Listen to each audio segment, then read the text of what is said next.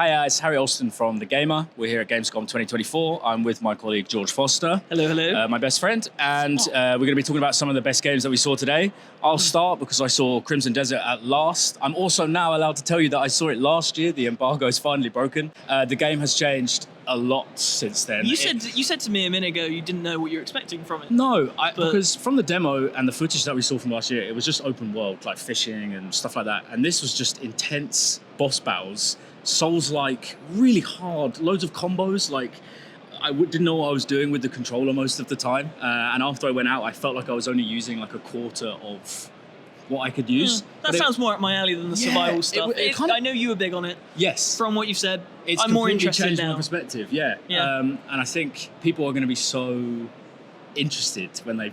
Because it's hard as well, man. Yeah. Like, I died. I didn't finish the second boss battle. I ran out of time. I had an hour. I didn't beat the second boss. It was really tough. And the guys there were like, yeah, everyone said that. I didn't get that impression from the gameplay, I gotta be honest. It seemed chill, but like cool. It was difficult, but also it just looks amazing as well. Like there's so much going on the screen at all times.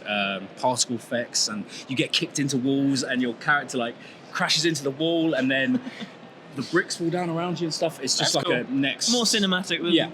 Yeah, next level. I mean, it's weird that you mention difficult Souls-like, because my game in the show so far actually was Phantom Blade Zero. Okay, that was the first thing you saw, wasn't it? Yeah, I don't know if you've seen much of Phantom Blade. No idea.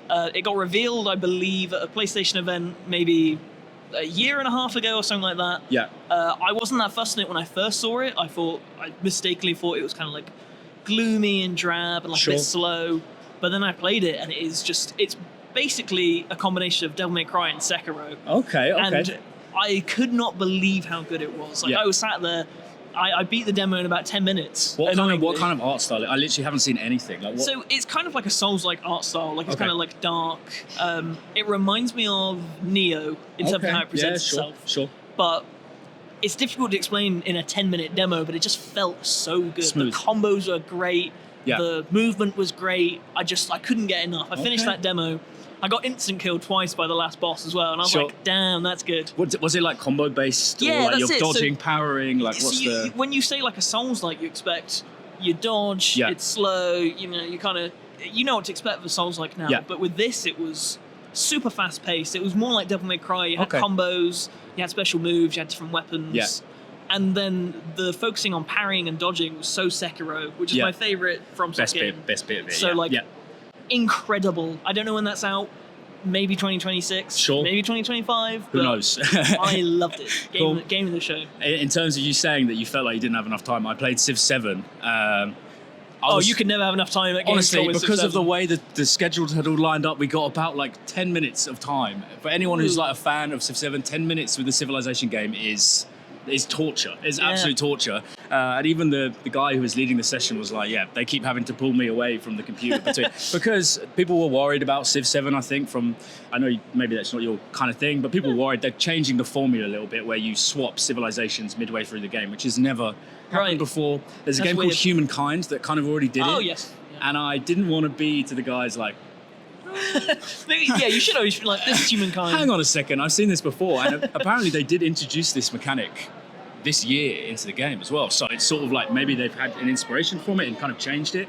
But I tell you what, it was still Civilization and you can't get wrong with it. I just loved it. Yeah, it was just so polished, so pretty.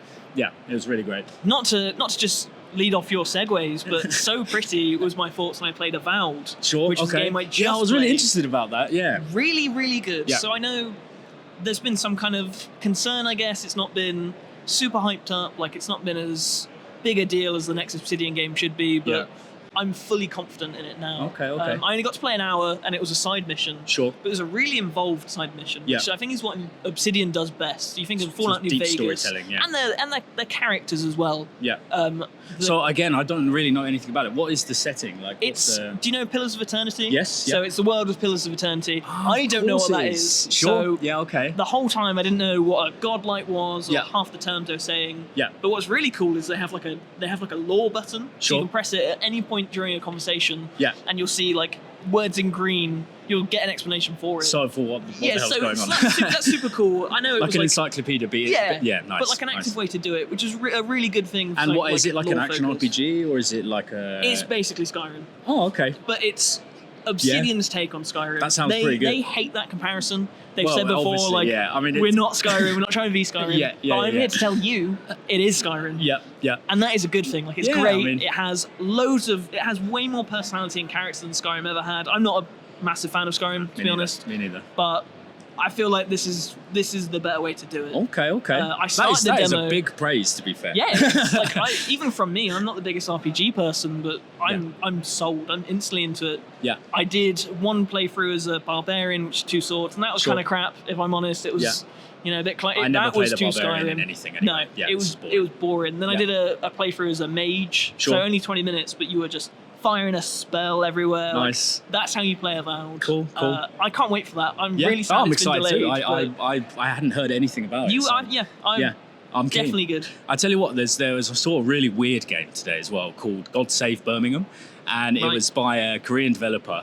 It's like this kind of like a Project Zomboid thing, which I think I've talked to you about before. The zombie simulation you game. have. You quite like. But it's set in 14th century Birmingham, Right. built by a Korean studio.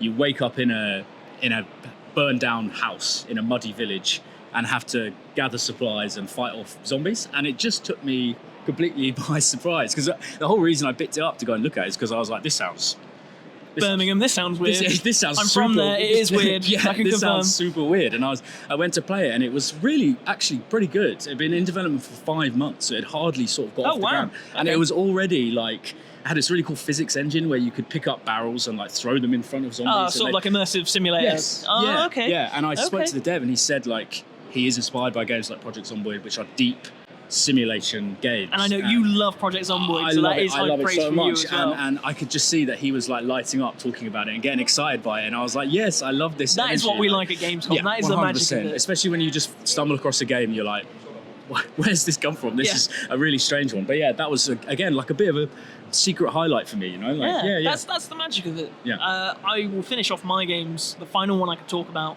is Power Rangers Rita's Rewind. Sure. I'm a fan of many things. Anyone who's watched the game a lot will know that. But I love Power Rangers. We haven't had a good game in a really long time. We had a fighting game, but I don't count that. And Rita's Rewind is basically just Teenage Mutant Ninja Turtles, Shredder's Revenge, but Power Rangers. Sure. And I'm throwing a lot of IP at your face. I'm Yeah. throwing a lot of things You that I love like at IP. your face. But that is why I liked it. It was Yeah. fantastic.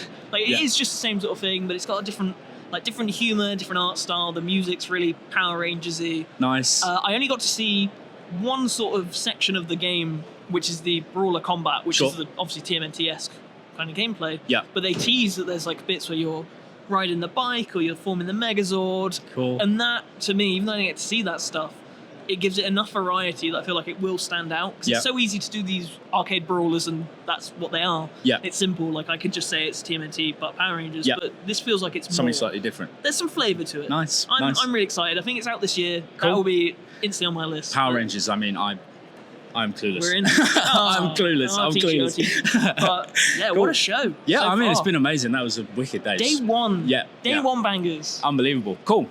I think that's us. Thank you so much for watching. Hello, I am Rhiannon from The Gamer, and I'm here at Gamescom on day one with Axel. Hello.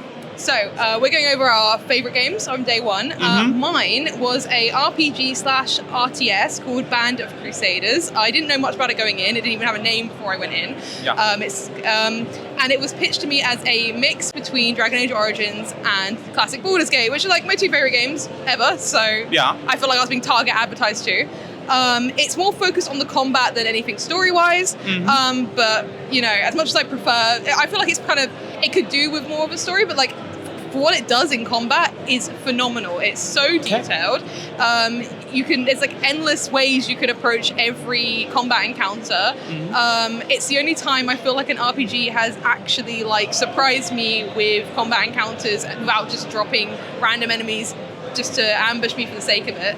I absolutely got destroyed by it, but Yeah, sounds great. That's what I'm here for. So it's incredibly difficult, and it's just nice that like a game is still trying to be like a classic RPG from like the 90s and early 2000s when a lot of RPGs are getting simplified.